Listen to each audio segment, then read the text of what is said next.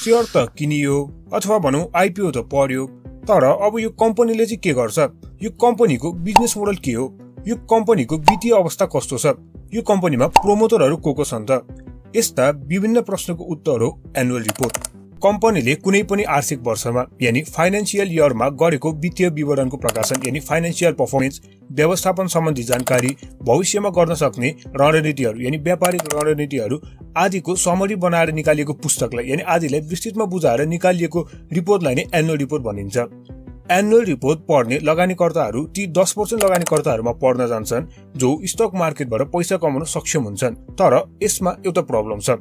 Annual report एउटा पुस्तक हो जो कि 100 देखि 150 पन्नाको हुने गर्दछ र यति धेरै पाना भएको पुस्तक प्रत्येक कम्पनीको डिटेलमा एनालाइसिस गर्न हामी जस्तो रिटेल इन्भेस्टरसँग टाइम हुँदैन, वो हामीलाई गाह्रो हुन्छ।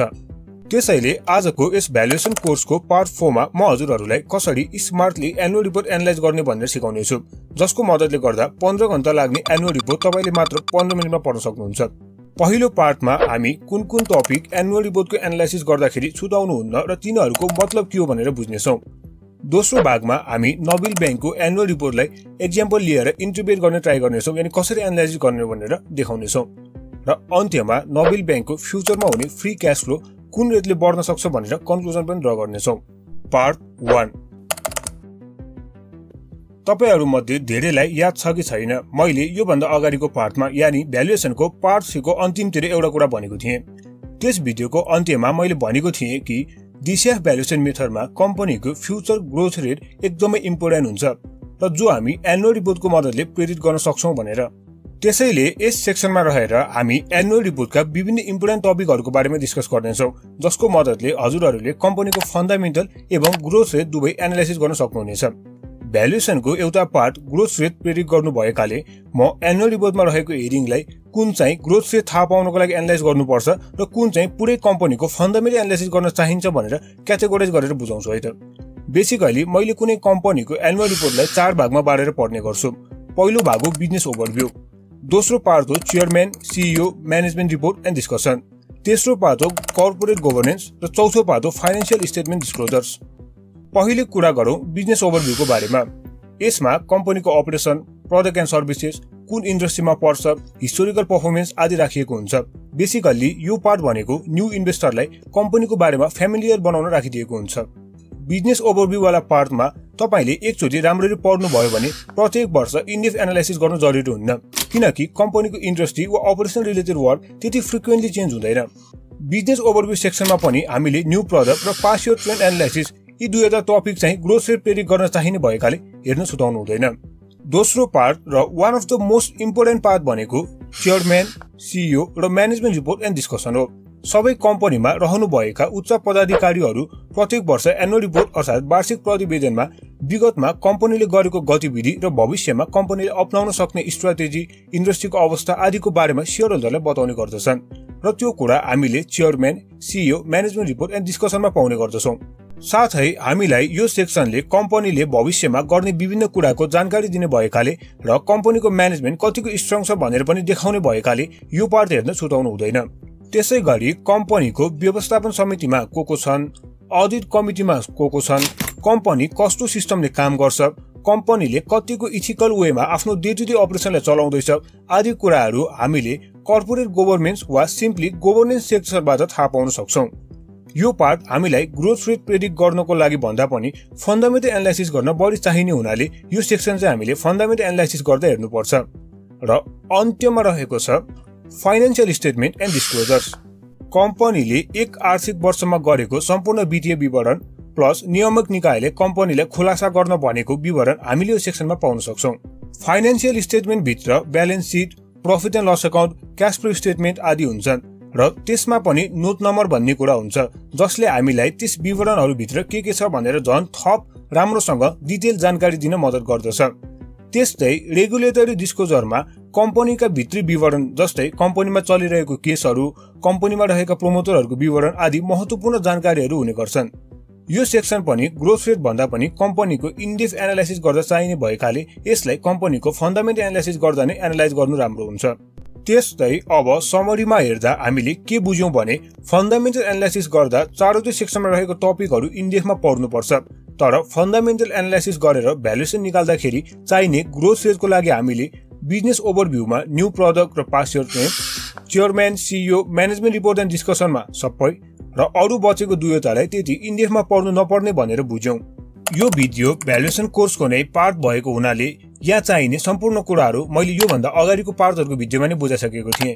तर तपाईलाई यो भिडियोमा भने यानि यो पार्टमा भने म ग्रोथ रेट प्रेडिक्ट गर्न चाहिने टपिकलाई अलि इनडेप्थ र फन्डामेन्टल एनालाइसिस गर्न चाहिने टपिकलाई सर्फेसली हजुरहरूलाई बुझाउनेछु। सर्वप्रथम एनुअल रिपोर्ट डाउनलोड गर्न हामीले कुनै पनि कम्पनीको वेबसाइटमा गएर इन्भेस्टर रिलेसन एन्ड डिस्क्लोजरमा क्लिक गरेर मजाले त्यसलाई त्यहाँबाट डाउनलोड गर्न सक्छौं र यसको बारेमा मैले योभन्दा अघिल्लो भिडियोमा यानि योभन्दा अगाडिको पार्टको भिडियोमा पनि हजुरलाई भनिसकेको थिएँ। अब एनुअल रिपोर्ट डाउनलोड गरिसकेपछि ओपन गर्दाखेरि यस्तो खुल्छ यानि यस्तो देखिन्छ र हामीले अलिकति तल स्क्रोल गर्यौं भने हामीले त्यहाँ टेबल अफ कन्टेन्ट भनेर पाउन सक्छौं। यहाँबाट हामी आफ्नो एनालाइसिस सुरु गर्नेछौं। यो भन्दा अघिल्लो सेक्सनमा भनेको बिजनेस ओभरभ्यूलाई नोबेल बैंकले 3 भागमा देखाएको छ यानि overview, operating and financial review र प्रोडक्ट एन्ड सर्भिसेस। यदि हामी ओभरभ्यू वाला सेक्सनमा हेर्छौं भने त्यहाँ 1.1 देखि 1.8 सम्म हामीले कम्पनीको बारेमा विभिन्न इन्फर्मेसनहरू पाउन सक्छौं। कम्पनीको मिशन, भ्यालु देखि लिएर आजसम्मको अचिभमेन्ट हामीले यसमा देख्न सक्छौं। यो कुरा हामीले एकचोटी हेरिसकेपछि प्रत्येक वर्ष रिपिट गरेर हेरिरहनु पर्दैन। त्यस्तै अपरेटिङ एन्ड फाइनान्शियल रिभ्यूमा हामी बैंकको हिस्टोरिक फाइनान्शियल डेटाहरू पनि देख्न सक्छौं। पास्ट देखि अहिलेसम्म कम्पनीको revenue, non performing loan, profit आदि हामीले यस सेक्सनमा देख्न सक्छौं। र बिजनेस ओभरभ्यूको अन्तिम पार्टमा हामी कम्पनीको विभिन्न प्रोडक्ट एन्ड सर्भिसेस बारे जानकारी पाउन सक्छौं। कम्पनीले दिने लोन्सको टाइपदेखि लिएर डिपोजिट, डिजिटल सर्भिसेस आदिको बारेमा यस सेक्सनमा हामीले थाहा पाउन सक्छौं वा यस सेक्सनमा देखाइएको हुन्छ। मैले अघि नै पनि भनिसकेँ कि कम्पनीको हामीले फर्स्ट टाइम इनडेप्थ एनालाइसिस गर्दा मात्र यो सबैलाई राम्रोसँग अध्ययन गर्नुपर्छ वा एनालाइज गर्नुपर्छ। तर पछि हामीले अपडेटेड डेटा वा न्यू प्रोडक्टलाई मात्र हेर्ने हो, फ्रिक्वेन्टली हेर्न थालेपछि एनुअल रिपोर्ट। अब आजको भिडियोको मेन अब्जेक्टिभतिर जाउँ। हामीले नोबेल बैंकको ग्रोथ रेट प्रेडिक्ट गर्नु छ र त्यसको लागि बिजनेस ओभरभ्यू र दुईवटा कुरा हेर्न छुटाउनुहुन्न यानि पास्ट इयर फाइनान्शियल ट्रेन्ड र न्यू प्रोडक्ट। किनभने तपाईले कम्पनीमा विगतमा गरेको आम्दानी, नाफा आदिहरूबाट नै भविष्यमा कम्पनी कुन दरमा अघि बढ्ला भन्ने अनुमान लगाउन सक्नुहुन्छ। त्यस्तै न्यू प्रोडक्ट एन्ड सर्भिसेसबाट तपाईले कम्पनीले भविष्यमा कसरी आम्दानी बढाउन सक्छ भन्ने कुरा पनि थाहा पाउन सक्नुहुन्छ। र नोबेल बैंकको केसमा यो पास्ट इयर डेटा हामीलाई अपरेटिङ एन्ड फाइनान्स रिभ्यू भित्र 5 year trend analysis of banks financial position र 5 year trend analysis of banks operating पर्फर्मेन्समा दिएको छ।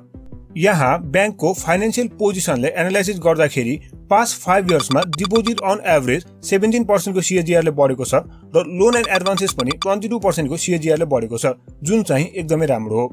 बैंकमा जति बढी डिपोजिट र जति बढी लोन दिन सक्यो बैंकले त्यति नै राम्रो हो। त्यस्तै बैंकको अपरेटिङ पर्फर्मेन्स अर्थात् बैंक जेको लागि बनेको हो त्यही काम गर्दा सृजना भएको प्रॉफिट, एक्सपेन्सेस आदिलाई एनालाइज गर्दाखेरि रेभेन्यू अर्थात् total operating income on average पछिल्लो 6 वर्षमा 15% को सीएजीआरले बढेको छ। त्यस्तै प्रॉफिट पछिल्लो 6 वर्षमा अन एन एभरेज 10% को सीएजीआरले बढेको छ। अब हजुरको दिमागमा यो सीएजीआर कसरी निकाल्ने र सीएजीआर भनेको के हो भन्ने प्रश्न आउँछ भने कृपया आई बटनमा दिएको पावर अफ कम्पनीको भिडियो हेर्नु होला। त्यसमा मैले सीएजीआर भनेको के हो र कसरी क्याल्कुलेट गर्ने भनेर एक्जाम्पल सहित तपाईलाई बुझाएको छु। मैले अरू पास्ट डेटालाई एनालाइज गर्दा बैंकको बढ्नुपर्ने इन्डिकेटर अन एन एभरेज 15% को सीएजीआरले बढेको पाएँ, जो कि स्याचुरेटेड ग्रोथ इन्डस्ट्री यानि बैंकिङ जस्तो ग्रोथ स्याचुरेटेड भएको इन्डस्ट्रीको लागि राम्रो सीएजीआर हो। तर मेरो दिमागमा एउटा प्रश्न आयो कि यस बैंकले के यो 15% को ग्रोथ रेट भविष्यमा पनि मेन्टेन गर्न सक्छ र?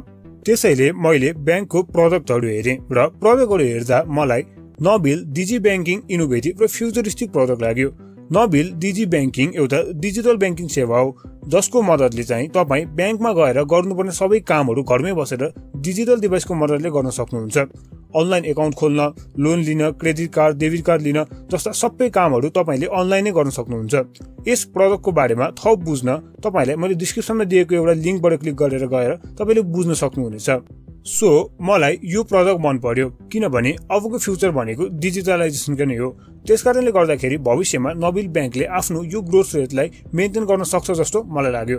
तर फेरि भविष्य अनिश्चित हुन्छ, यानी भविष्यको बारेमा कुनै पनि कुरा निश्चित हुँदैन र कम्पिटिसनमा पनि एनएसएसआई, ग्लोबल आइएमई र मर्ज भएर पनि अब थुप्रै बैंकहरू इमर्ज भएर निक्लिनेछन्, जसले गर्दाखेरि थुप्रै बलिया बैंकहरू नबिल बैंकको कम्पिटिसनमा रहेकाले मैले नबिल बैंकको म्यानेजमेन्टको अथवा म्यानेजमेन्ट एनालाइसिस गरेर म्यानेजमेन्टको स्ट्रेटेजी पनि बुझ्न चाहे।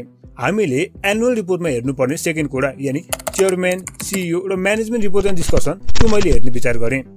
नबिल बैंकको एनुअल रिपोर्टमा हेर्दा ओभरभ्यू भित्र 1.9 देखि 1.15 सम्म मैले यो कुरा भेटेँ। चेयरम्यानको लेटर पढ्दा मैले बैंकको अब स्ट्रेटेजी भनेको डिजिटलाइजेसन रहेको छ भन्ने पाएँ। अभियसली त्यसै कारण बैंकले innovative product like DG banking निकालेको हो। त्यस्तै मैले बैंकको सीईओ को लेटर पढ्दा पनि डिजिटलाइजेसनलाई राम्रोसँग फोकस गरेर यानी एकदमै फोकस गरेर बैंक अगाडि बढिरहेको पाएँ।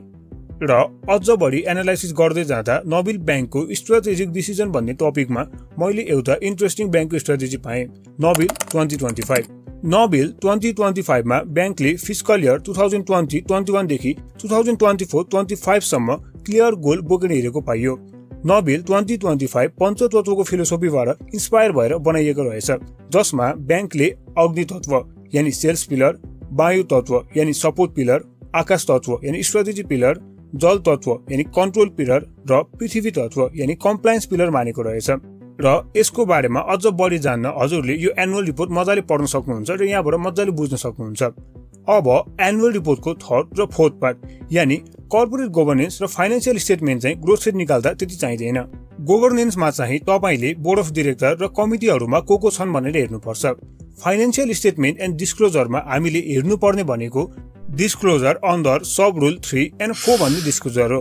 यसमा हामी बैंकको अनरशिप आदिको बारेमा मजाले जान्न सक्दछौँ। र त्यसै गरी अर्को हेर्नुपर्ने भनेको balance seat, professional loss account र क्याश फ्लो स्टेटमेन्ट हो। यो सबै कुराहरू कभर गरेर यानी यो balance seat, professional loss account, cash flow statement आदि सबैहरूलाई कभर गरेर हामीले फन्डामेन्टल एनालाइसिसको सिरिज बनाएर युट्युबमा हजुरहरूलाई प्रोभाइड गरिसकेका छौँ। त्यसैले हजुरहरूले आई बटनमा यानी यहाँ माथिको आई बटनमा क्लिक गरेर त्यो भिडियोहरू हेर्न सक्नुहुन्छ वा डिस्क्रिप्सनमा दिएको लिङ्कबाट गएर पनि तपाईँले हेर्न सक्नुहुन्छ। नम्बर 3, हामीले नबिल बैंकको क्विक एनालाइसिस गर्दाखेरि केही महत्त्वपूर्ण कुराहरू थाहा पायौँ। पहिलो हो पास्ट 5 इयर्समा कम्पनीको revenue, profit, deposit, loan given आदि अन एन एभरेज 15% को सीएजीआरले बढिरहेको छ। दोस्रो कुरा हो बैंकको म्यानेजमेन्ट फ्युचर ग्रोथको लागि डिजिटलाइजेसनमा एकदमै फोकस छ र त्यही अनुसार आफ्नो स्ट्रेटेजिक डेभलपमेन्टको साथ अगाडि बढिरहेको छ। मैले पर्सनल्ली अझ बढी बैंकको एनालाइसिस गर्दा नबिल बैंकको क्रिस्प कोर भ्यालु रहेको पाएँ, जसको अर्थ customer focus, result oriented, innovative, synergistic र प्रोफेसनल हो। र बैंकले यही भ्यालु मेन्टेन गर्दै अगाडि बढिरहेको पाएँ मैले। यति मात्र नभएर नबिल सस्टेनेबल बैंकको कन्सेप्ट पनि मलाई मन पर्यो, जसबारे जानकारी तपाईले डिस्क्रिप्सनको लिङ्कबाट पाउन सक्नुहुन्छ। त्यसैले यी सबै इन्डिकेटर प्लस ग्लोबल इकोनोमीलाई ध्यानमा राखेर मैले नबिल बैंकको क्याश फ्लो पहिलो 5 वर्षमा 15% र त्यसपछिको 5 वर्षमा 10% यानी 10% ले बढ्ने अनुमान गरेको छु। र तपाईहरुलाई म एउटा कुरा के भन्न चाहन्छु भने यो मेरो एस्टिमेसन मात्र हो। यो कुरालाई 100% राइट भनेर भन्न मिल्दैन वा 100% मिल्छ भन्ने हुँदैन। यदि तपाईले हाम्रो यो भन्दा अगाडिको DCF भ्यालुएसनको भिडियो हेर्नु भएको छ भने त्यहाँ मैले तपाईलाई भनेको थिएँ कि DCF क्याल्कुलेटरको मद्दतले कसरी तपाईले 3 इयर्स अथवा 5 इयर्सको फ्री क्याश फ्लोको एभरेज निकालेर र अरु विभिन्न डेटाहरू भरेर तपाईले कुनै पनि कम्पनीको फेयर भ्यालु यानी इन्ट्रिन्सिक भ्यालु निकाल्न सक्नुहुन्छ भनेर।